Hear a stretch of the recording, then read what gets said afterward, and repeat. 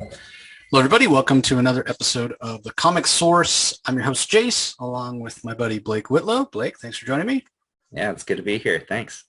Yeah, we are moving along with the Spawn reading order. For those not aware, Spawn broke the record a couple of years ago for longest running creator-owned series when it hit issue 301. At that point, it's like, you know what? Spawn is a hole in my comic knowledge. I haven't read it since like issue 25. I need to do that. And I still didn't. And then fast forward another 2 years, and Todd McFarlane's like, hey, I want to start my own connected superhero universe that eventually will have characters that aren't even related to Spawn. But the way I'm going to do that organically is I'm going to launch some other titles for the first time ever. There will be more than one Spawn, kind of ongoing series as opposed to kind of a, one shots or minis or that sort of thing. So we've got Spawn, but we also have King Spawn, we have Gunslinger Spawn, we have the Scorch, which is a Spawn team book. And so I was like all in. Let me jump on board, ground floor. Like who wouldn't want to jump in, for Fantastic Four 1 and Spider-Man 1 and Hulk 1. Not saying for sure this is going to get to there, but it could. Who knows? Stranger things have happened.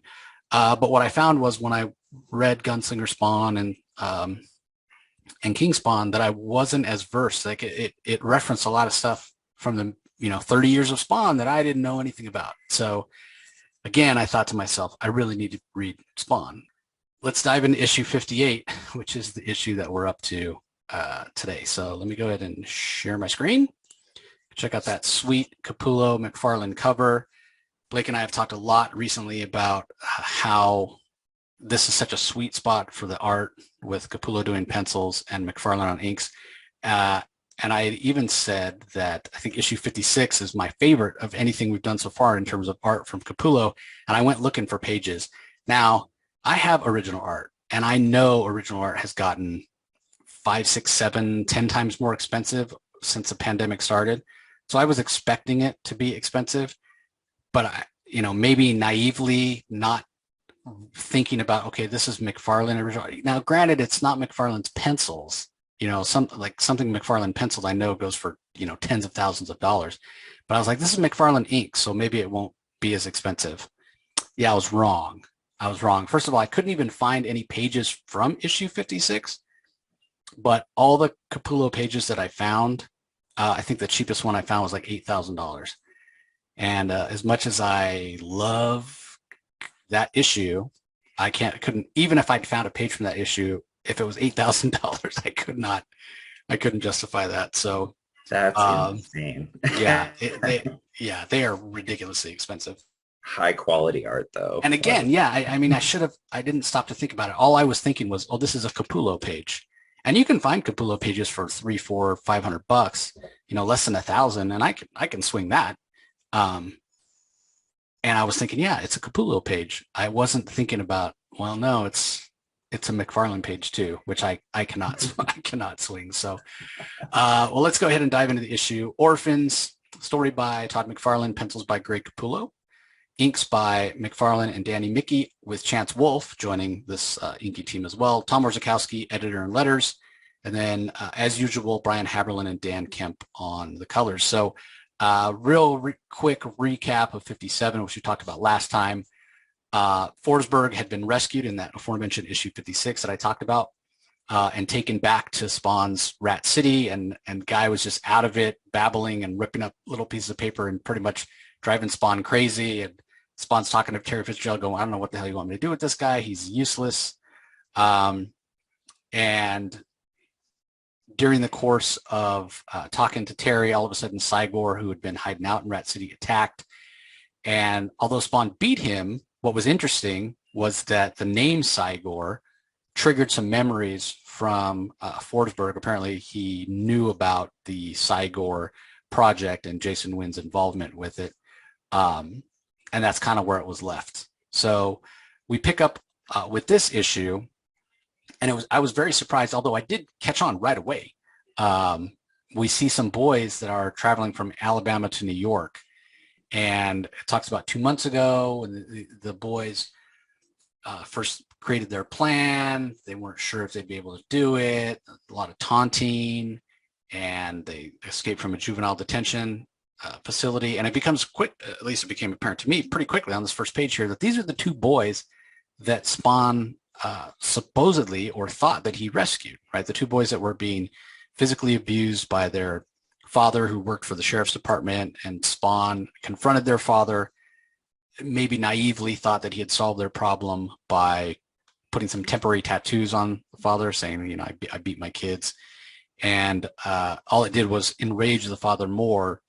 And the older of the two boys ended up getting the father's gun and killing him while Spawn continued on his journey back to New York. So now these boys have escaped the juvenile detention facility that they were in, and how they got there will be explained in this issue.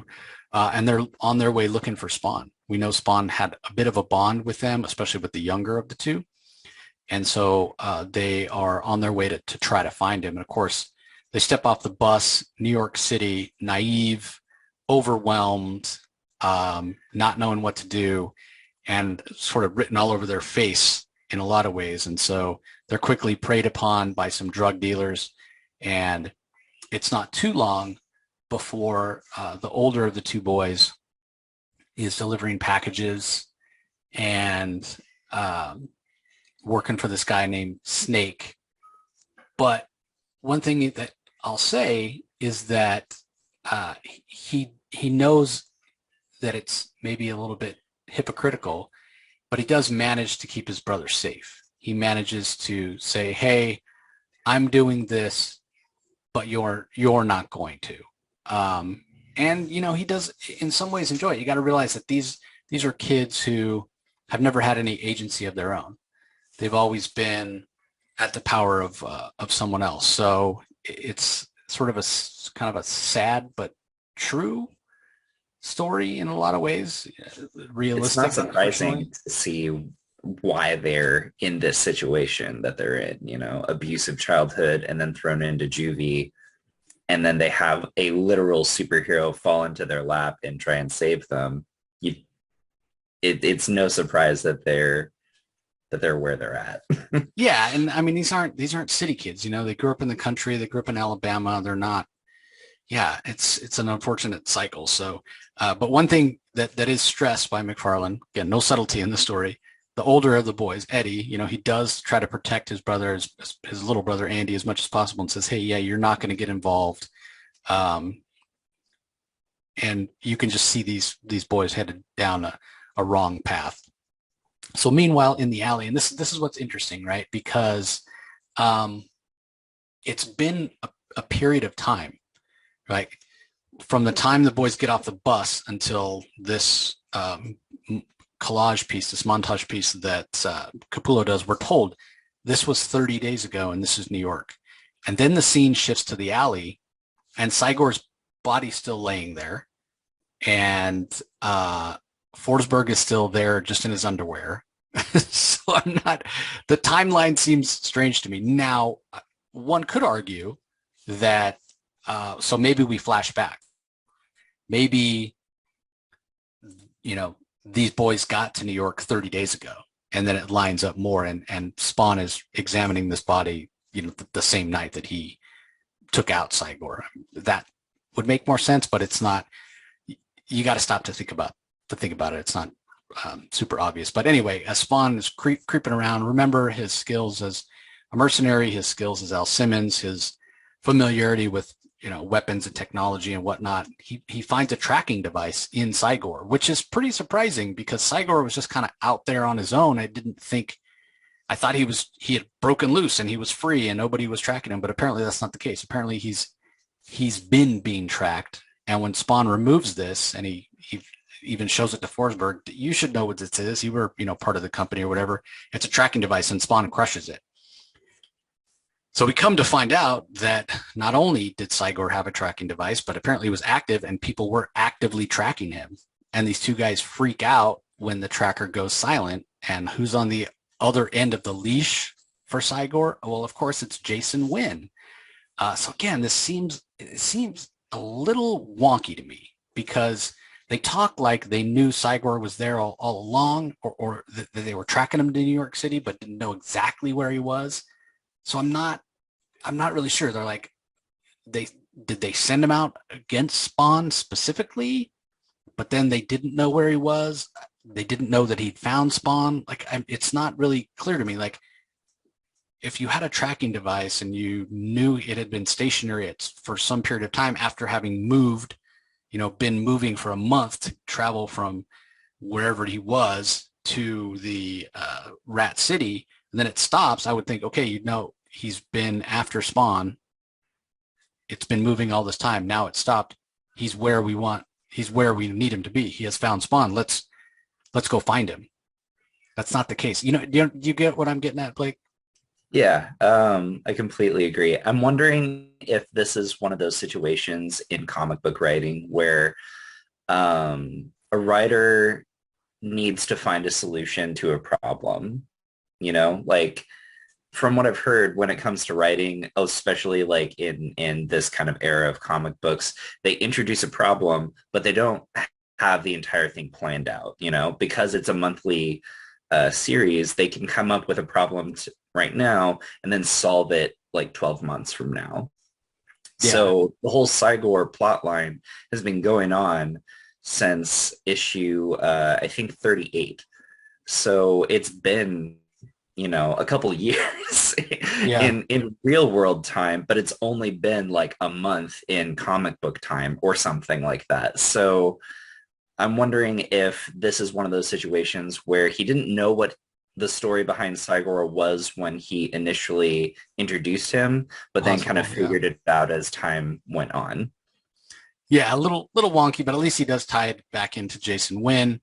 And we do get our 3 talking heads who like to show up, and there's not really a lot of information with what they say. I do want to point out that it's no longer Entertainment Television. It's now Infotainment Television, but it's still CNN, but that'll change soon to CNR. So I don't know if it was copyright stuff or what, but they just talk about how the president's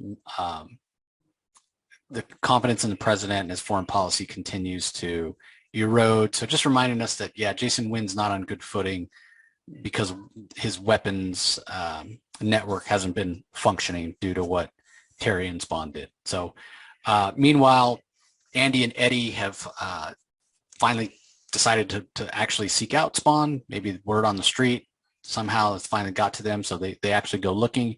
They run into Cogliostro, who says, hey, what are you kids doing here? It's a dangerous place for you to be.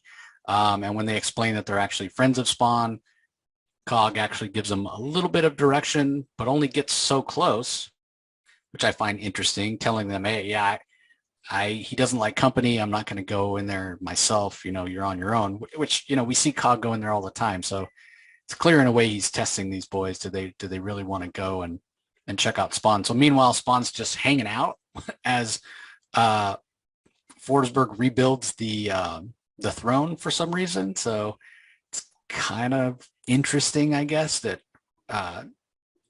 Spawn, Alcim is just kind of sitting there stewing. And kind of creepy with all the dead bodies, as we've seen for the past couple of issues. So obviously, when Spawn sees these 2 coming, he kind of melts into the shadows, and the 2 boys are asking Forsberg, like, hey, what's going on? Who are you? The smell bothers them. Obviously, they're a little freaked out, all the dead bodies, and Spawn rises up behind them. And they're kind of scared by the noise. And then when they turn around, it's actually a really funny and sort of heartfelt moment. They turn around and see that it's Spawn, and Andy gives them a big hug, and they talk like, oh, hey, good to see you, old buddy. How you been? We were worried. There was blood everywhere. There's all these dead bodies, but, now Spawn's there. And they just, again, it's kind of the innocence of youth and whatnot. And then Spawn's like, wait, who are you guys? It's like, don't you remember? We're from Alabama. You helped us out with our dad.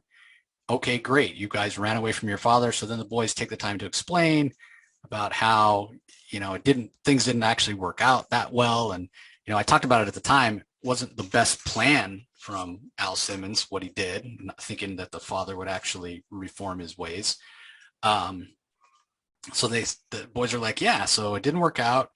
We got put in foster care, and they were a bunch of holy rollers, and we accidentally burned their house down. And then the judge said we did it on purpose, and they put us in this juvenile detention facility. And because my dad was, on the police force, sheriff's office, whatever. Nobody would believe us when we told them that he used to beat us. And so, yeah, no, we're in a bad place. We managed to escape. We're going to come and live here with you. And Spawn's like, you're going to what? So obviously that's, Spawn is not exactly in a position to take care of kids. And so um, the older of the two boys, Eddie's like, man, you got to do something for us. This is all your fault. Like, you what you did forced me to have to kill our dad. And, we were surviving. We could have got along if you hadn't done that. And Spawn's like, he's not having it. He's like, it's not my problem. You guys need to go figure it out. And that just pisses off the older boy, Eddie. He's like, what are you talking about?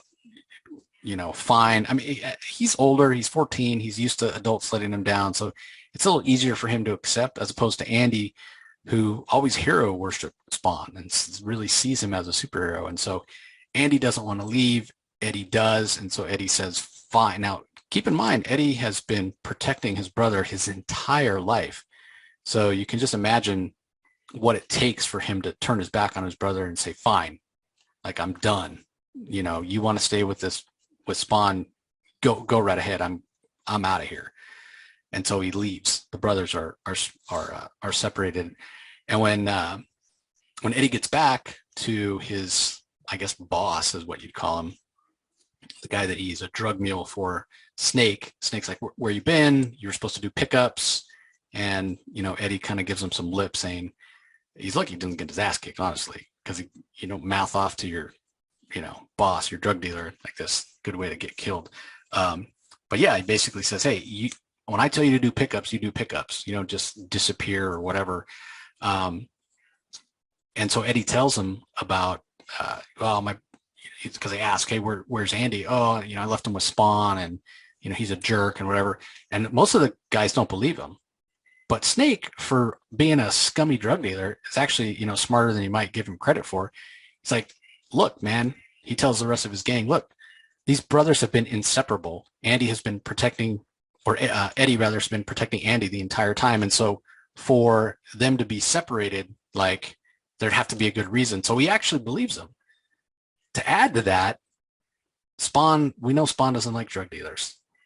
And it turns out that Spawn has been bad for Snake's business. So when Snake finds out that Eddie might actually know where Spawn is, he's like, he doesn't let on, but he tells Eddie, he's like, hey, you know what? Spawn's actually one of our drops, and we don't know, we haven't been able to get a hold of him. So you think you could show us where he is? It's worth an extra $20 for you. So next day, Eddie leads the gang out to Spawn's lair, to Rat City, to try to take Spawn out. And of course, before he knows it, before Snake can even, realize, the rest of his gang has been taken out, the guys he brought out to watch his flank. And when Andy sees that Eddie's there, because what Eddie did by leaving his brother there, he kind of did out of anger and frustration, because he even thinks to himself as he's leading the guys, he's like, yeah, I'm going to get an extra $20, plus I'm going to get a chance to check on Andy. So once it's just Snake on his own and his buddies have been taken out, Andy notices Eddie and says, oh, brother. And once Snake sees that, he actually grabs Andy as a hostage and starts shooting into the shadows, where he sees Spawn's eyes, hears Spawn's voice coming from the alley. And Eddie's not about to stand for that, right? Because again, it's that brotherly instinct where he's been protecting his younger brother his whole life. So he actually charges Snake and throws his shoulder into him. And wouldn't you know it, Snake loses his balance and falls on some of the ribs, spikes, bones, whatever you want to call them, that are part of Spawn's throne, and is impaled upon them and dies. So Eddie is called a murderer here. I would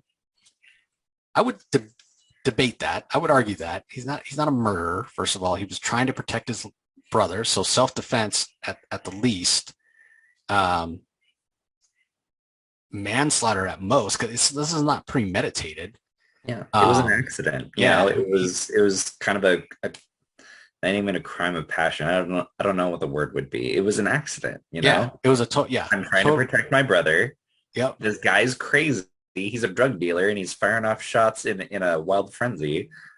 And I shove him away and he fell to his death. It's not my fault. yeah, It's yeah. not his fault. It just kind of happened. Yeah, I don't even think it would rise to the level of manslaughter. Yeah, total accident, like negligent homicide at best, but definitely self-defense. Like he's trying to protect his brother. But from a Uh, child's perspective, I did yeah, thing led to person die. I'm yeah. a But well, murderer. even Spawn calls him even Spawn. But maybe that's Al being dramatic and taking on some of the guilt. We'll talk about it when we get to it. But Andy did get hit. He did get shot. Um, and again, for all Eddie knew, that he was dead. So again, definitely self defense. So Spawn does call out his some of his buddies. They were told that they take Andy to a clinic that's close by where the nurses are sort of used to helping Spawn and his friends. Turns out it was just a flesh wound. He's got shot in the arm. And it is a wake-up call for the brothers that they need to go back. So they do go back home. They turn themselves back into the juvenile detention facility, but they are changed in a lot of ways. The other boys at the orphanage still tease them, but they don't get a reaction, and so they sort of stop teasing them. Um, and the staff, we're told, the staff at the facilities, how could two boys that were decent small town kids change in such a short time and now become cold and emotionless individuals with the capacity for murder? Like, what could have stripped them of their innocence so quickly? So yeah, again, I mean, McFarlane's pulling no punches here, but like, is it the capacity for murder just because the this snake guy got killed completely his own fault? I mean, he went down there looking to kill Spawn. Yeah.